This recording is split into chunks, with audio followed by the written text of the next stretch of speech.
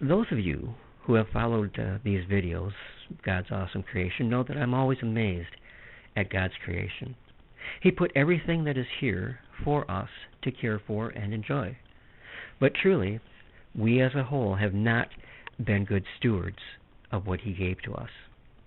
Just look at the recent past, for example. There is the Fukushima episode, which continues to pour lethal, massive amounts of radiation into the Pacific Ocean, and the incredible death that is taking place in the Pacific because of it. That incident, no one knows how to stop.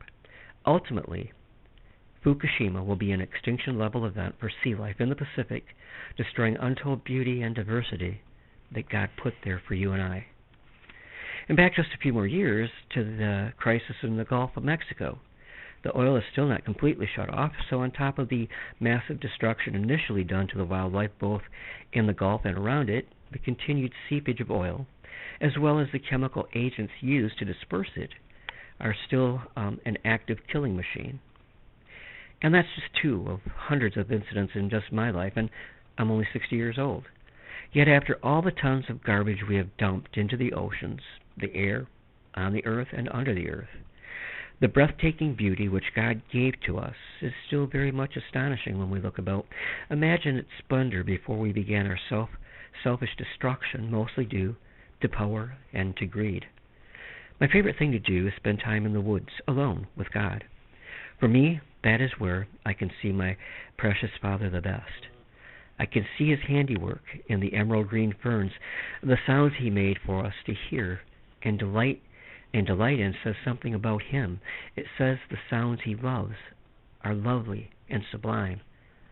I hear Him in the chirping of the birds, or in the melodious chorus of the crickets at night. I hear His amazing power in the crashing thunder of a spring storm. Yes, He made everything perfect, and yet mankind cannot be content with what He gave to us. We are, as a collective, thumbing our noses at Him as experiments with genetics have made food which is something frightening to consume. Combining genes and trying to better on God's work, an experiment headed for disaster, as we really don't know the diverse effects these frankenfoods will have on us or the environment around us. But it's not just genetic recreations, but also attempts to alter the weather by pouring aluminum, barium, and other chemicals into the air we breathe. The once beautiful blue skies are now, more often than not, uglied with chemtrails streaming out of planes. Another man-made disaster building up. I remember once, it's been years ago now, that I was walking through a swamp area of woods in northern Michigan, where God gave me such an extraordinary sight to behold. Do you know what fairy shrimp are? Pretty much it's the same as a freshwater brine shrimp. They're small, but they're very interesting to watch. But anyways, I was walking across fallen trees and balancing myself so I'd not fall into the water. The late afternoon sun was at just the right angle, and I looked down, and there was what looked like a million flecks of gold dancing about in the crystal clear water. I'd never seen such a sight before, nor have I seen it since. And me without a camera that day, that would be. God is solitude also, and peace. Only once have I ever experienced that immensely quiet solitude of His. I was at Tuttle Marsh near Oscoda in Taos, Michigan, afternoon, quite late. I pulled my van into an observation spot and turned it off.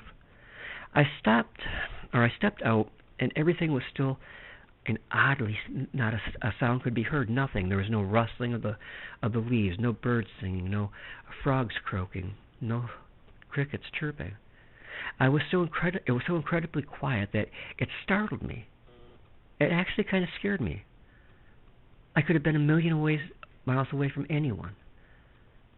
And then a realization that even in a world of such hectic pace, there are still rare moments when God's solitude and peace can be ours. Yes, in all the things my Father is so good and so very kind to us, and even though we have done so much damage to this gift He has given us, He still loves us. And that love still shines through in all that He made for us. Give it some thought. Post your comments. I'd love to hear from you. Have a great evening, and God bless.